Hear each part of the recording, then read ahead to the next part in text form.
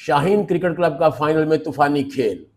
Pakistan cricket club को शिकस्त देकर दूसरा आमर सईद भट्टी मेमोरियल क्रिकेट टूर्नामेंट अपने नाम कर लिया। तफसीलात बता रहे हैं हुजरा शाह मुकीम से सैयद जाहिद हुसैन नकवी। चौक हुजरा शाह मुकीम में दूसरा आमर सईद भट्टी मेमोरियल क्रिकेट टूर्नामेंट का फाइनल शाहीन क्रिकेट क्लब और पाकिस्तान क्रिकेट क्लब के दरमियान जबरदस्त मुकाबले के बाद इख्तिताम पजीर हुआ। शाहीन क्रिकेट क्लब ने शानदार खेल और भरपूर कारकर्दगी दिखाकर टाइटल अपने नाम किया।